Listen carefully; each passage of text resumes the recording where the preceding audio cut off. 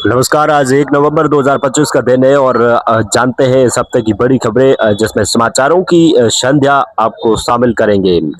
Weather समाचार हो या फिर देश दुनिया की कोई राजनीति से जो बड़ी खबर हो, वो सब हमारे इस बुलेटिन में हम शामिल करेंगे।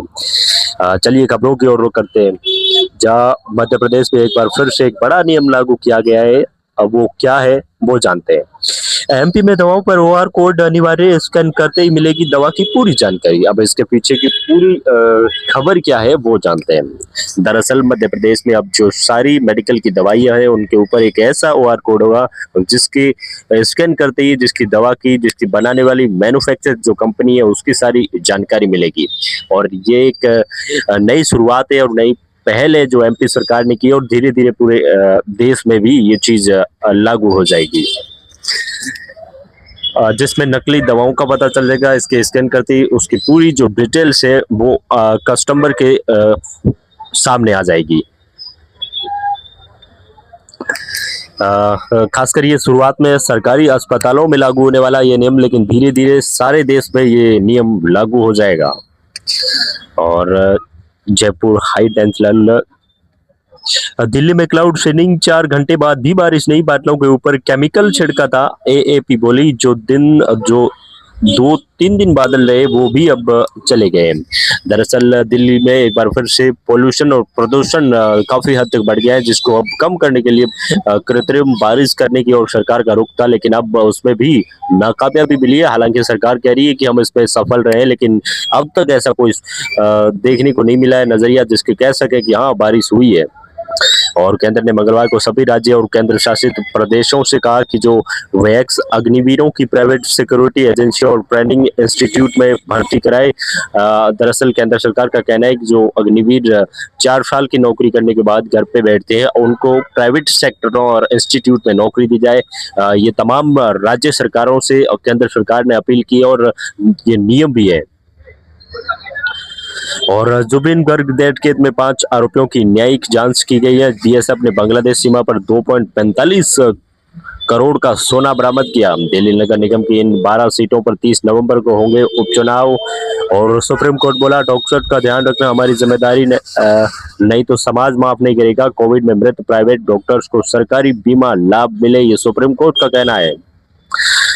सुप्रीम कोर्ट ने मंगलवार को कोविड-19 के दौरान जांच करने वाले डॉक्टरों और स्वास्थ्य कर्मियों के ऊपर जो कोरोना की कहर थी उसके ऊपर अब उनके परिवार को बीमों को लेकर ये बड़ा ऐलान सुप्रीम कोर्ट की ओर से आदेश भी दिया गया है। और राष्ट्रीय स्वयं सेवक और बस्ती मंडल स्तर पर होने वाले इसके ऊपर जबलपुर में ये मीटिंग हुई थी, जिसमें और सरकारी जगहों पर आरएसएस शाखा बैन के आदेश पर स्टे। कर्नाटक हाईकोर्ट के आदेश को सिद्धारमैया ने एक बार फिर से नकारा है।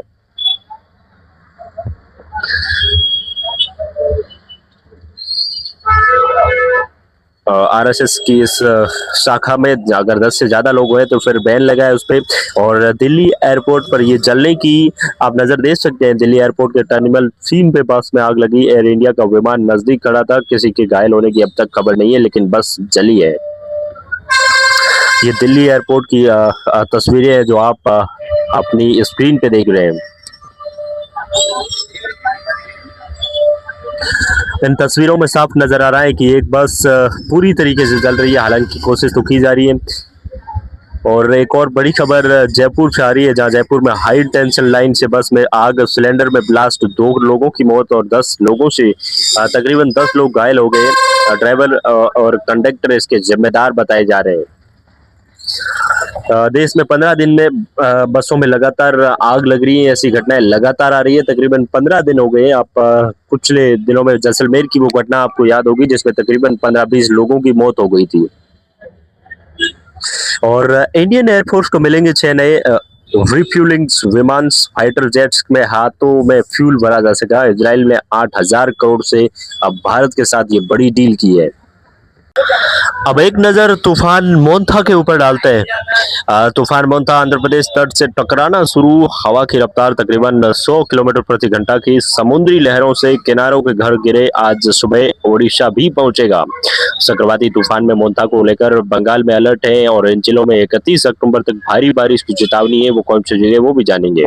इंडियन रेलवे ने भी साइक्लोन मोंथा को लेकर अलर्ट जारी कर दिया है। रेल मंत्री अश्विनी वैष्णव ने भी इस तूफान को लेकर क्या तैयारियां हैं रेलवे की, इसके ऊपर समीक्षा की।